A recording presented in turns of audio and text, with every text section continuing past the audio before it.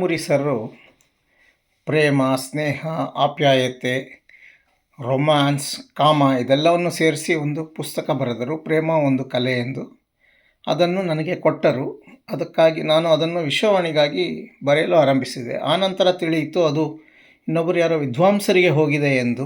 ಸುಮ್ಮನಾಗಿ ಬಿಟ್ಟೆ. ಆ ಸಮಯದಲ್ಲಿ ಎಂಡಮೂರಿಯವರು ಬೆಂಗಳೂರಿಗೆ ಬಂದಿದ್ದರು. ಐ ಥಿಂಕ್ ಅದು ಸೆಪ್ಟೆಂಬರ್ 5, 2015 ಒಂದು ಅವರಿಗೆ ಡಾಕ್ಟರೇಟ್ ಪ್ರಶಸ್ತಿ ಸಿಕ್ಕಿತು ಹೊಸೂರಿನಲ್ಲಿ. ಅವ್ರ ಜೊತೆ ಹೋದ ಏಕೈಕ ವ್ಯಕ್ತಿ ನಾನೇ. ಆ ಸಮಯದಲ್ಲಿ ಅವ್ರು ಹೇಳಿದ್ರು, ಪರವಾಗಿಲ್ಲ ಬಿಡು, ಅದು ಸಿಗದೆ ಹೋದರೆ ನಿನಗೆ ಇನ್ನೊಂದು ಕೊಡ್ತೇನೆ, ಇದೊಂದು ಬರಿತಾ ಇದ್ದೀನಿ, ಒಬ್ಬ ಜೀವನ ಚರಿತ್ರೆ ಬರಿತಾ ಇದ್ದೀನಿ ಒಬ್ಬ ವ್ಯಕ್ತಿಯದು ಅಂತ. ಪರವಾಗಿಲ್ಲ ಬಿಡಿ ಸರ್, ನೀವು ಯಾವ್ದು ಕೊಟ್ಟರು ಸರಿ, ಕೊಡದೇವ್ರು ನನಗೇನು ಬೇಸರ ಇಲ್ಲ, ಈಗಾಗಲೇ 2-3 ಬರೆದಿಲ್ಲ ಅಂದೆ.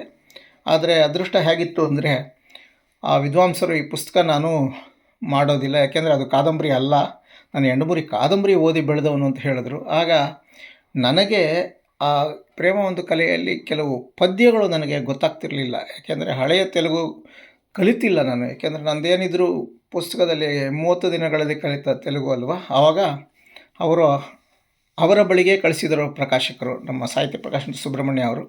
ಅವರ ಬಳಿಯೇ ಹೋಗಿ ಅವರಿಂದ ತೆಲುಗು ಪದ್ಯಗಳ ಬಗ್ಗೆ ಚರ್ಚೆ ಮಾಡಿ ತುಂಬ ಒಂದು ಅದ್ಭುತವಾದ ಒಂದು ಉತ್ಪಾದಕ ಭೇಟಿ ಎನ್ಬೋದು ಅದು. ನನಗಂತೂ ಬಹಳ ಖುಷಿಯಾಗಿತ್ತು ಅವ್ರ ಜೊತೆ ಭೇಟಿ ಮಾಡಿದ್ದು.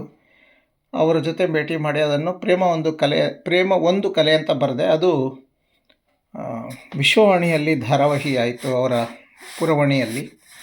ನಂತರ ಅದನ್ನು ಸುಬ್ರಹ್ಮಣ್ಯ ಅವರು ಪುಸ್ತಕ ಮಾಡಿದ್ರು. ಏನೋ ಒಂದು ಸಂತೋಷ. ಯಾಕೆಂದರೆ ಎಷ್ಟು ರೀತಿಯ ಆಪ್ಯಾಯತೆಗಳು, ಪ್ರೀತಿಗಳು, ಪ್ರೇಮಗಳು, ಸ್ನೇಹಗಳು ಇವುಗಳ ಬಗ್ಗೆ ಬರೆದಿದ್ದಾರೆ, ಅಕ್ಕರೆ ಬಗ್ಗೆ. ಅಂದರೆ ಇದೊಂದು ಅದ್ಭುತವಾದ ಪುಸ್ತಕ. ಯಾರಾದರೂ ಹೊಸದಾಗಿ ಮದುವೆ ಆದವ್ರಿಗೆ ಉಡುಗೊರೆಯಾಗಿ ಕೊಡೋಕ್ಕೆ ಈ ಪುಸ್ತಕ ಬಹಳ ಉಪಯೋಗಕರ ಆಗುತ್ತೆ. ಯಾಕೆಂದರೆ ಇದರಲ್ಲಿ ಅನೇಕ ಕಿವಿಮಾತುಗಳನ್ನ ಹೇಳಿದ್ದಾರೆ, ದಾಂಪತ್ಯ ಹೇಗಿರಬೇಕು ಅಂತ. ಬಹಳ ಚಂದದ ಪುಸ್ತಕ. ಪ್ರೇಮ ಒಂದು ಕಲೆ ಬರೆದಿದ್ದ ನನಗೂ ಒಂಥರ ಖುಷಿ ಇದೆ. ನಮಸ್ಕಾರ.